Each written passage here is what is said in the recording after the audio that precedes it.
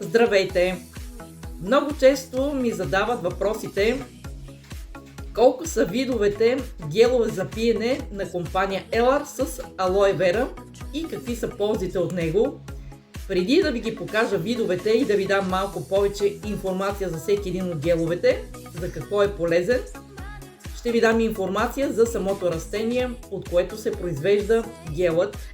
Растението е алоe вера от сорта Barbadensis Milan, което е с над 200 полезни вещества за организъма.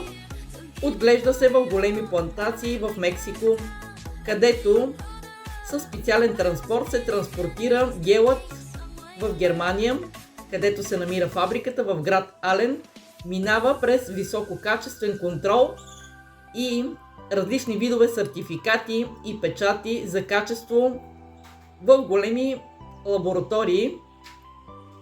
Гелът се произвежда между 90 и 95% чист гел, който е за нашият гел за пиене алоe вера. Гелът за пиене алоe вера, то е най-вече за регулиране на метаболизма, пречистване от шлаки, плаки, токсини и различни видове замърсявания. Те са 6 вида на брой и ще ви ги покажа един по един. Първият вид, това е алоe вера гел за пиене с коприва. Той е полезен за черния дроб, при чистване на кръвта, високо кръвно, холестерол, разширени вени и много други. Вторият гел за пиене, това е алоe вера гел за пиене с колаген, който е подходящ за мускулите, ставите, сухожилията, хрущялите и костите. Третият вид гел, това е алоe вера с екстракт от праскова.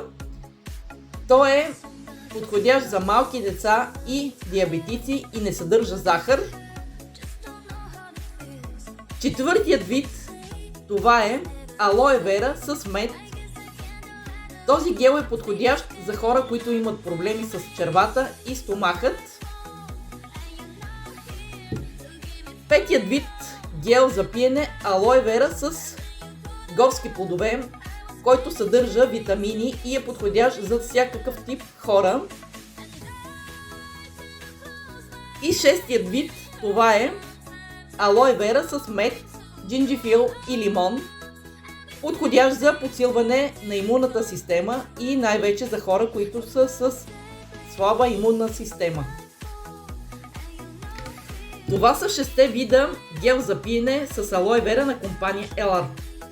Ако желаете повече информация да научите, пишете ми налично, с голямо удоволствие ще ви дам безплатната информация за тези гелове. Благодаря ви за вниманието!